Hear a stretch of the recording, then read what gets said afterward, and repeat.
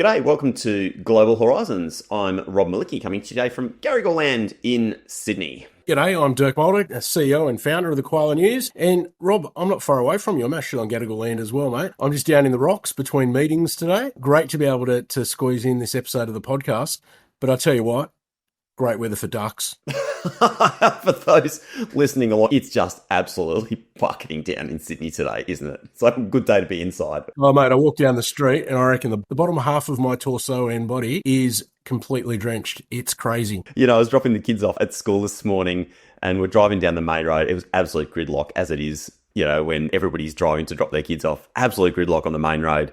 And I saw this poor kid about a kilometre from the high school and it was just bucketing down, cats and dogs, you know, rivers of water across the road, didn't have an umbrella, didn't have a jumper, and he was running up with his school bag, soaked to the bone. I just thought there's one bugger that's going to be having a miserable old morning. Yeah, poor kid. No, absolutely. As I sat in my nice warm car. Mate, look, big podcast episode today. Yes. You sent me through the run sheet, and yeah, wow, there's a lot of stuff going on. So looking forward to diving some of this detail. And a little bit later on the podcast, we're going to be talking more about some of the big announcements from AIEC. So for those listening, hang around. Not long now. Not long now. Incredible. But looking forward to it. Looking forward to chatting about that with our special mystery guest. But yeah, let's get into the Koala news, mate. Lots going on. Why don't we start with student accommodation? Because obviously, you know, this kind of like migration debate and housing supply debate is just like the gift that keeps on giving. Yeah, look, it really is. I mean, it's really weird. I mean, again, we talk about this time and time again. However, I think the link between, for the want of a better word, migrants, and I include international students in that, and accommodation, even though we've proven the link between international students and accommodation is an absolute furphy, it still resonates. And so the Student Accommodation Council, which is part of the Property Council, released a report in conjunction with Orbis this week. And what it does is it lays out the pipeline. And so it's actually really interesting and probably a poignant in time where the supply growth is expected to reach about 144,300 beds by 2027. So I think this is a really good point to kind of just stop and pause on for a sec, because when we start talking about linking, you know, international students to purpose accommodation, this is just PBSAs, right? We're not talking about on-campus accommodation. We're not talking about homestay accommodation, and we're not talking about accommodation in the community either. This is just PBSAs, private, you know, purpose-built student accommodation. That's some pretty big numbers, right? Like 144,000. That's not bad. And mate, like if just as you're talking, I'm looking at the Australian government's housing target. They want to build 1.2 million new homes over 5 years from mid-2024, so by 2029. But that's like for the entire population. I mean, isn't that just such an incredible number? 144,000 over a shorter time frame too. Yeah, no, absolutely. Basically, there's about 39,000 beds that are currently in the pipeline or undergoing, and 1,100 beds to be built between 2025 and 2027. So with 1,045 to be delivered this year. So, you know, this area is moving. Looking at some of the underlying stats, it looks like, you know, most of the country's moving well. The Property Council, I guess, point a question mark at a land tax that Victoria has in terms of a question mark around slowing that pipeline. But I tell you what, WA is really coming on board. You know, there's over 6,000 beds. Yeah, over 6,000 beds in WA alone. So that's fantastic in terms of the growth there, and good to see. Once again, it'd be nice to have our minister out there spruiking these kind of statistics, right? Just to kind of nullify that rhetoric which is out there. Yeah, anyway, good movement in that space, as we knew there was. Maybe let's move on to IAA. This is an important moment in the life cycle of our national association. Do you want to talk a little bit about the strategic plan that's out? Yeah, absolutely. Before I do, I just want to give a shout out to Tracy Harris. Tracy has been, I hope she doesn't mind me saying this, she's been abroad for the last sort of month or so, enjoying her wedding anniversary, which happened back in COVID, and it was a big one. So she finally got to go and, her and Chris, who's a great guy, got to spend a bit of time in Europe between Scotland and England, and she is now back on terra firma. So she wrote this story up, and yeah, IEA has released its new, I guess, 3-year rolling strategic plan from 2025 to 2027. 7. It obviously is written in the context of the sector's sort of COVID recovery, as Phil Honeywood has said. But in contrast, this new plan is very much looking forward to acknowledging the need for sustainable growth while emphasising the current focus on research, professional development and the student voice. So, the 3 strategic goals that have been identified in the plan is that IAA will champion and advance Australian international education. IAA will build capacity and resilience through professional development, and IAA will be the voice of Australia's international education community, locally and globally. So good to see IAA on the front foot with a strategic plan. It'll be interesting to see how that moves through, I guess, the various political challenges that will no doubt come our way over particularly the next 12 months, if not longer. But yeah, congratulations to the board, particularly of IAA, and to the Secretariat, of course, ably led by Phil Honeywood, who has put this together and has released it. And of course, if you're listening along and you aren't a member of IAA for some reason, make sure you check out, make sure you see if your institution is a member, because if your institution is a member, you can possibly get a free membership. And otherwise, I pay my own, because to me, it's the organisation that just does or delivers so much value, both professional development, but also advocacy. It's the thing that you need to be involved in my view. Other than being a subscriber to the Koala, Dirk, those 2 things are your 2 essential pieces of professional development for a year.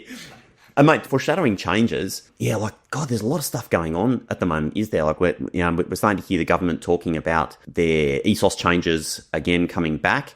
But then this big story around TEQSA, the Tertiary Education Quality Standards Agency, if you're not familiar with them, but some big changes being foreshadowed there. Yeah, absolutely. And again, Tracy picked up on this one. So the government released a consultation paper. It was called Modernising and Strengthening TEQSA's Powers. And, look, I think if we go back 12 to 18 months before the ESOS changes, there was probably a call out to say that the regulators don't necessarily have the wide-reaching powers that they may like.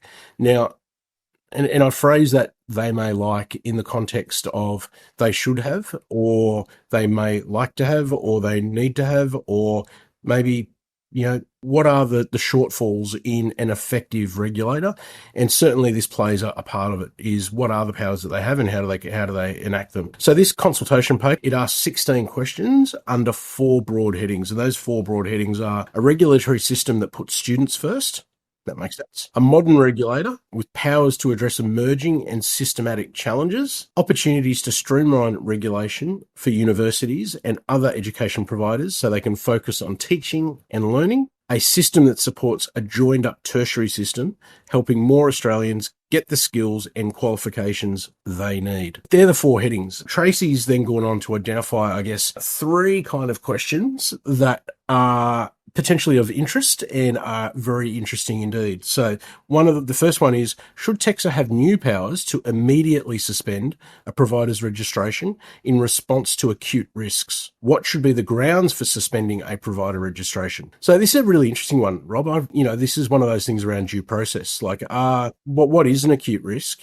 And should a regulator be allowed to suspend a provider's registration based on a risk that they may see? The short answer is, well, if they're doing something really, really bad, well, yes. Yes. Yes. But maybe this is where regulation creep comes in, right? What is that subjective notion of, what's acute and what's not acute? What would a regulator like to have versus what a regulator should have? I'm not sure, but it's a really good one. It's interesting though, mate, because these are awesome points, right? I think all of those goals, a national regulator, make complete sense. But, don't you think we know what bad behaviour looks like? You and I could look at a significant, important report about an organisation and probably be like, yeah, this needs immediate action. Is there a risk to... Yeah, and again, that's the question, right? So how does that immediate action evolve? And should a provider's registration be suspended on the spot for something that's found? Or is there anything that could really take into account where you can learn and you can betterment from that? So it'll be interesting to see what comes out of that question, I think, Rob, because that's kind of the threshold point. If I can, I'll move on. The second one is, what powers does TEQSA need to step in when it is justified and in the public interest? For example, this is interesting, they provide an example. In the event of a serious failure of government, should TEQSA have the power to appoint a monitor, independent advisor, or administrator to the governing body? Ooh. Ooh. I can see university councils and boards of private institutions across the country starting to go squirm awkwardly in their chairs at just the thought of having an independently appointed advisor joining their governing bodies. Yeah. Well, I think you said it best, right? So, and that's really the point is, at what point, have there been any examples of, dare I say, larger organisations requiring such measures? I don't know. I don't know that I can think of it. And what's the trigger, Dirk? I mean, if everyone suddenly gets pissy about Vice Chancellor pay, as happens at least once a year when all the reports are out and it hits the newspapers that Vice Chancellors once again getting paid big bucks, is that cause to have an administrator join? Well, again, mate, this is the point, right? It comes back to cause. What is, in a reasonable sense, cause for those things? Anyway, we move on to number 3. What regulatory requirements or actions could be accomplished in a more efficient way that may lead to increased productivity while ensuring regulatory outcomes are achieved? This makes sense, right? This makes complete sense in terms of, is there technology out there or is there a way that we can be more efficient? The regulators have faith in the regulatory process and the institutions are meeting their thresholds in that regard without it requiring, in an old school way, 2 reams, 3 reams, 4 reams of papers to achieve that. Obviously, that doesn't happen now in a paper context, but, effort versus reward, is there a way that we can ensure that institutions are doing the right thing without significant resource implications for it? Yeah. Yeah, it's funny. I mean, government moves so slow on anything to do with technology, right? It's already hard enough for university or big organisations. I shouldn't just say universities, but big organisations to move. But government's just particularly slow. Yeah, you know what? It's really interesting. I agree with you, and I certainly what do I think is Australia's slowed down in this space? I think back to being a child and growing up around those things, and when I first travelled to the United States, some of the things that we were doing here in Australia were just light years ahead of what the US was doing. I mean, I think about the movement, and we're not talking about government stuff now particularly, but the movement, the use of checks, for instance. We were into digital kind of movement of money much long before the United States was and long before other countries were. If you think about paper money, for plastic money versus, the old paper money, we invented that whole space and we moved really we were the first movers globally around it. You think about passport protections and some of that stuff like digital identification, and again, but it just seems to, in the last 10 years, we just seem to be really nervous about moving forward in this space, which is kind of weird because we were first movers in so many spaces. Yeah, it's interesting. It's almost like regulation and processes are being built like we're flying aeroplanes. Something goes wrong and you literally crash a plane full of people. Whereas, like the paperwork maybe bugging and needing to be, manually resubmitted isn't such a big... maybe we don't need so many safeguards around some of this stuff as we think. But then again, maybe there are smarter people than you and me, Dirk, who are sitting around in offices in big buildings somewhere trying to work out ways to do this and seeing stuff that we're not. Fun and games. Yeah. Mate, do you... Just as a side note, and now we're just freestyling, right? But there was a guy... It's not our style. Oh, I know, right? There was a guy in the previous... he pops up on my LinkedIn every now and then, and I've forgotten the guy's name, but he was in the previous New South Wales government, and he's all about... I think he was the one that pushed for a digital driver's license in New South Wales, and he was really on the cusp of this stuff. And one of his bugbears is arrival cards.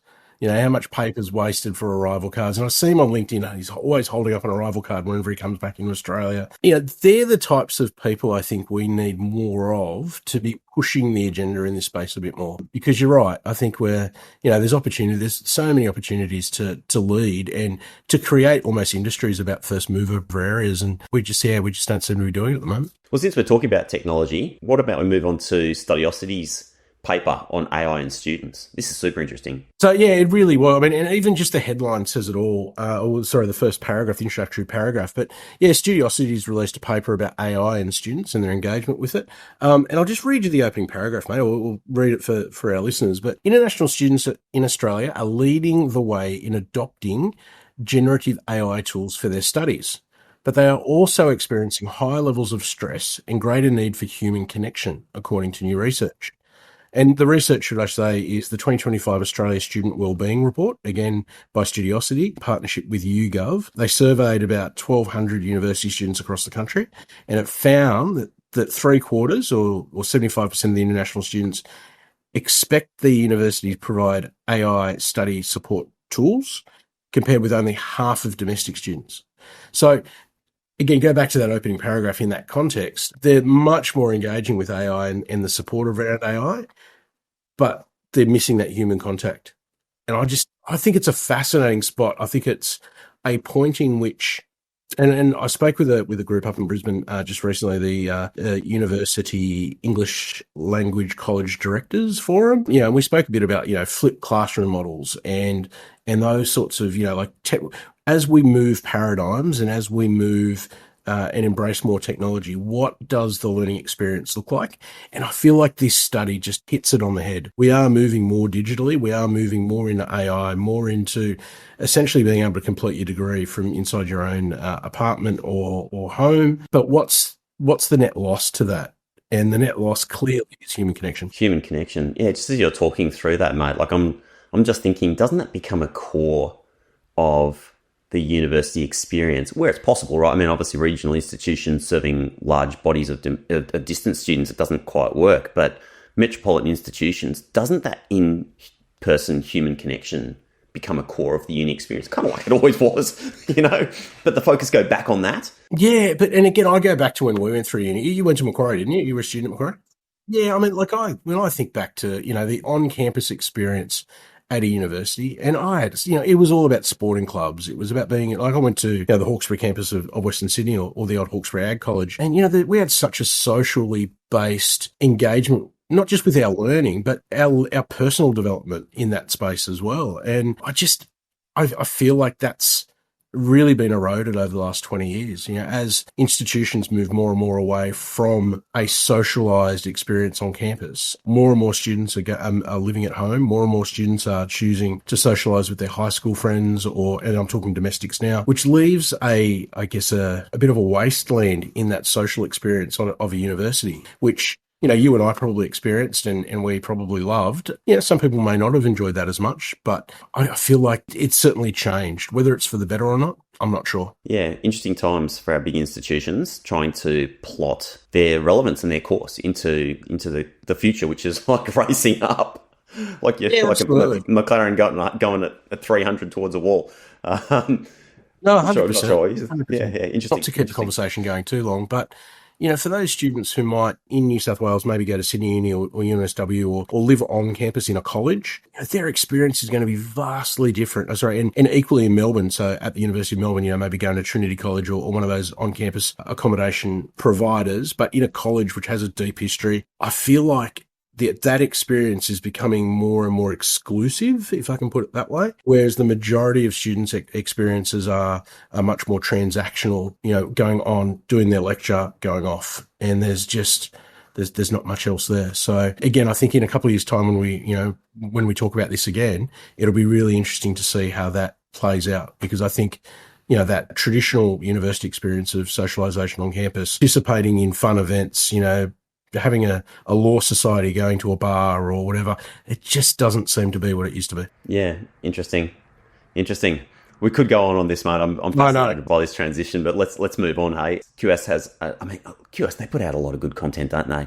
And they do. Talking to this latest reports on global student flows in relation to Australia and New Zealand, and some interesting data in here, and some surprises and some stuff that were like, yep, we saw this coming. Yeah, absolutely. I mean, look, again, I love just the first line, and it was, I think, if from memory, it was the first line of the press release, and I don't like necessarily, like cutting and pasting from press releases, but I'm like, that actually is quite a jarring, emotional, that grabs your attention. And so the first line is, Australia's international education sector faces a decade of stagnation unless urgent reforms are made to visa operations, graduate employability, and institutional reputation. It's a great line, isn't it? Can I say that with like a gravitas voice on? Please. I kind of feel like it needs it. Please. Australia's international education sector faces a decade of stagnation.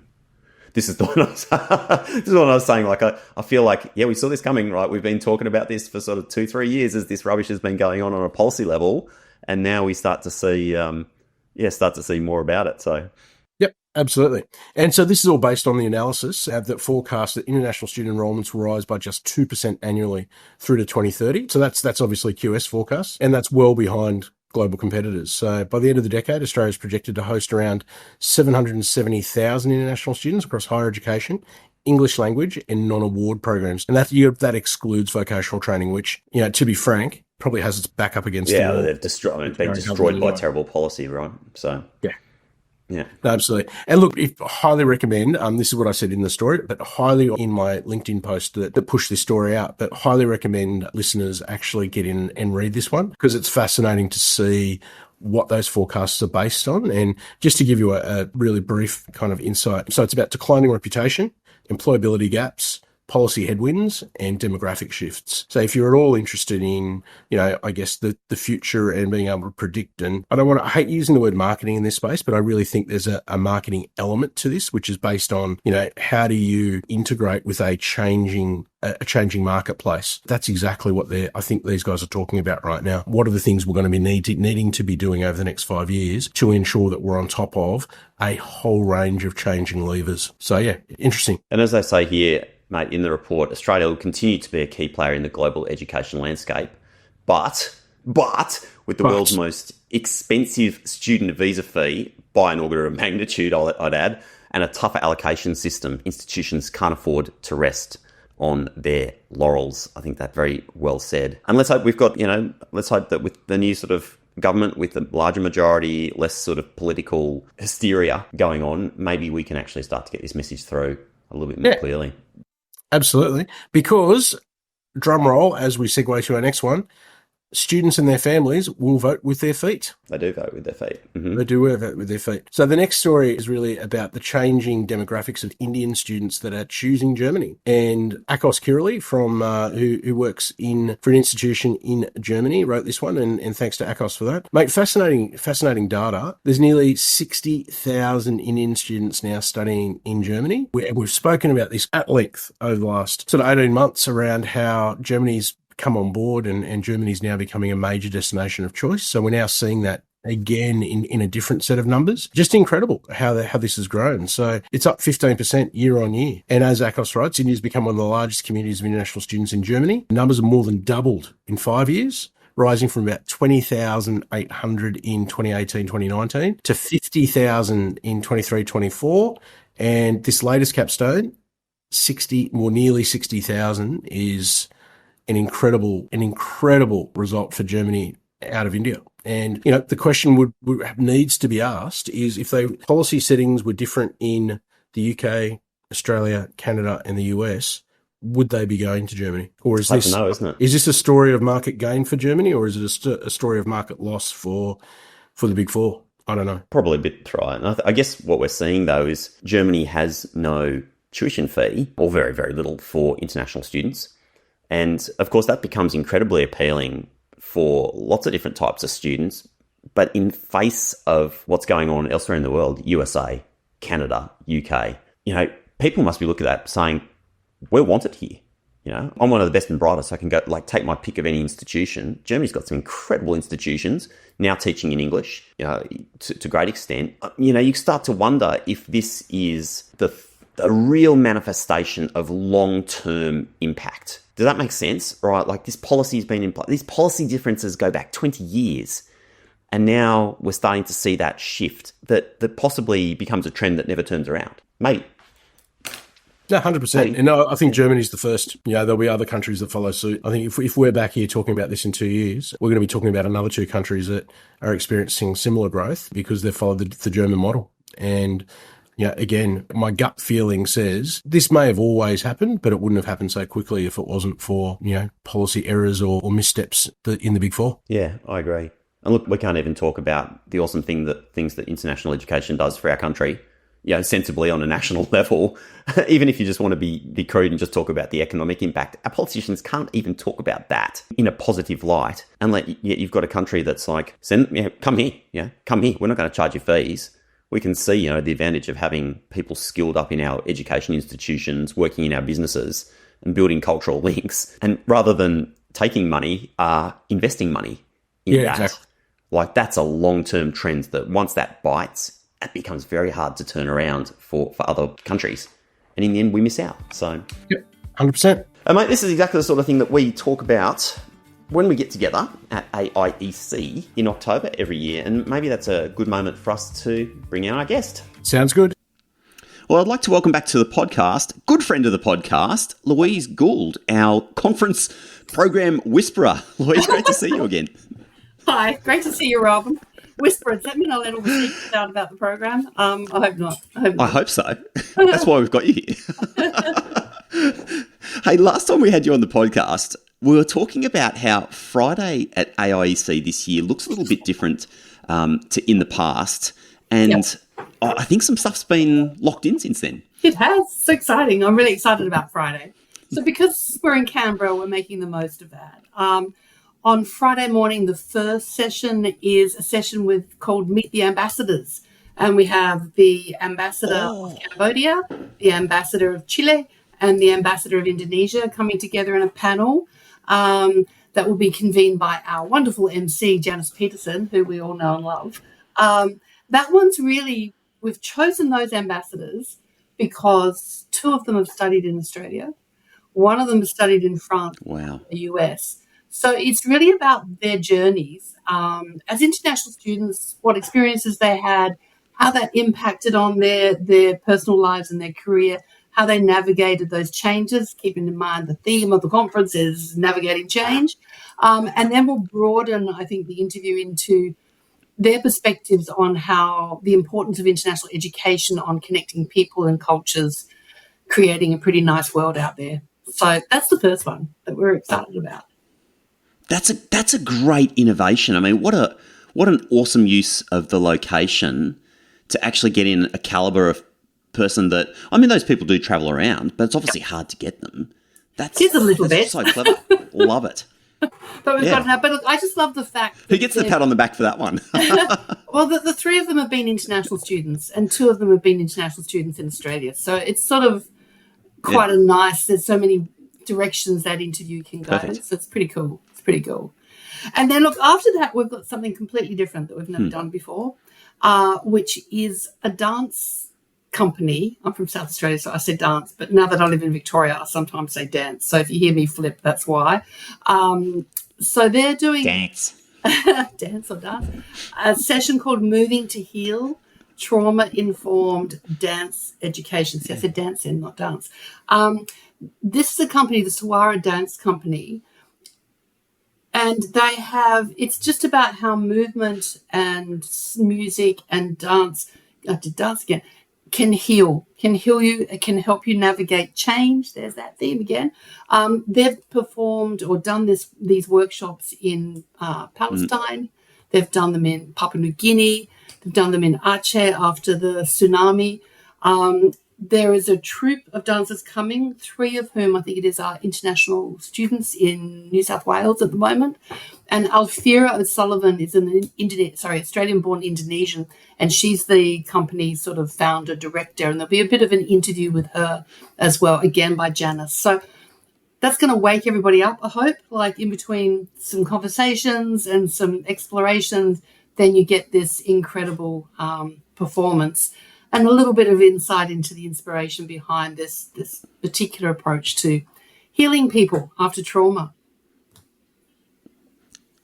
Can I speak to that a second? I mean, people might, if they're listening along and they've never experienced that before. I went to this workshop years ago up in Byron Bay, go figure, run by a friend of mine, and he brought in his wife who did conscious dance, this kind of, so not around trauma necessarily, but about, mindful movement and everything. And, you start by standing, going, oh God, I'm not going to do this, am I? This is going to be, and then we stood up and she just said, okay, start by closing your eyes so you don't feel like you're being watched.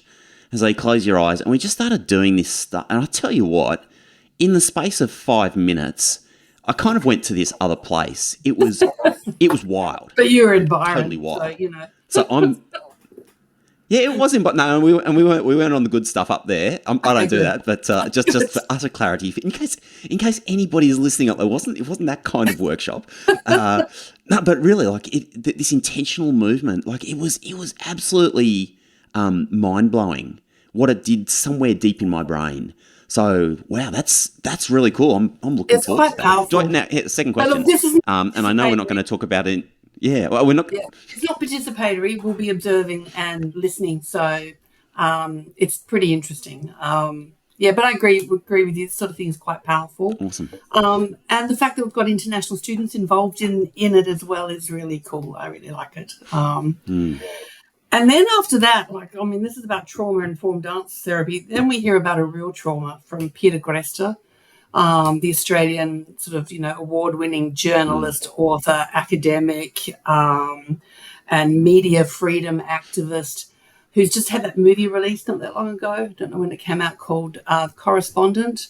So Peter's going to talk about his experiences for trumped-up charges and being imprisoned in Egypt back in 2013, and how he navigated that process and build up his resilience and change. So he's calling it, I've got it written down here, Change and Resilience, Lessons from Prison, which is pretty powerful. And then we'll finish off Friday. We're finishing a bit early because we know it's hard to get out of Canberra sometimes because of, not that many flights and lots of politicians trying to get out of Canberra on a Friday. But Bill Shorten, the Honourable Bill Shorten, the Vice-Chancellor of the University of Canberra, is just going to wrap things up, I think, and thank everybody for being in Canberra and being at the conference. And he's a real international education ally, may I just say, really supportive of the international education industry. So I think Friday will be great. And it finishes early, and there'll be lunch that people can take away with them. I think we did that last year as well. And so you can all get to their flights and get home. But it's going to be, I think Friday will be great. It's quite different from what you're used to. That sounds like a really nice Friday. Yeah. There's some really hard lessons, I think, going to come out of it. I think that's important. And it all plays to that theme of navigating change. I'm excited. And the ambassadors are excited. Can I just say, the ambassador of Cambodia was just like, he's so passionate about the idea of navigating change. But they're all the same. They're all very excited to be there. So that's good. Yeah. Sounds like an awesome Friday coming our way at AIEC. And look, depending on when you're listening to this, I'm just saying, if you're listening to this just as this episode drops, it's Friday the 12th. Today is the last day for your early birds from memory. So if you are listening to this now, go and do it. Do it today. Yeah. From tomorrow, it's back to full fare, which, to be fair, is still worth it. Keep in mind, too, that the capacity at, Canberra, we will have to cap it at some point. So get in quick is what I would say. And make the most of the early bird rate. We know budgets are tight. So really important to have some savings. But there's a lot to learn. Have a look at the program. There's some really interesting, important sessions about changes to policies, sessions about, transnational education. We've got the dedicated schools day on Wednesday. A whole lot of important information to convey from government and from research and from other speakers, and just really good to connect and know what's going on in our industry. Yes, there you go. But I'm not talking about the dinner. I know you're going to ask me. Not talking about the dinner. Well, actually, I'm glad you teased it. In the next couple of weeks, I'm going to be getting on some individual guests, people that lead up some of the different streams, to talk about specifically what you can expect if you're in some of the specific streams of AIEC. So I'm going to get into some of the detail about that too. But Louise, for you and me, I think next time we're going to be connecting will be in person at the conference itself, which I'm really looking forward to. Me too. It's like we get to this pointy end of the conference and I'm like, I just want to get there and enjoy it and learn and connect. So that's really cool. Want to get there. Yeah. So we'll see you there, Rob. Well, it's awesome to see. That sounds good. Awesome to see you again. And thanks for joining us again on Global Horizons. And for those of you listening along at home, of course, thank you to the Koala News and to Dirk for all of the amazing work that they do. Make sure you check out thekoalanews.com. Check in on their LinkedIn page to stay up to date with all of the different news articles that are coming your way. And I will be back in your podcast feed next week with another one-on-one interview with some industry legend. Won't tell you who it is just yet, but as always, it's a real good one. So I'm looking forward to seeing you then. Until then, have yourself an awesome day. Thanks heaps. If you've enjoyed this episode of the Global Horizons podcast, consider subscribing to our newsletter. Search for Global Horizons podcast and then just pop in your email address, and that way you will never miss out on all of the critical international education news that you need to stay up to date with. This episode has been produced on Garigal land in Sydney. Our video and audio editor is Len Zamora, and I'm your host, Rob Malicki. Have an awesome day. See you in the next episode.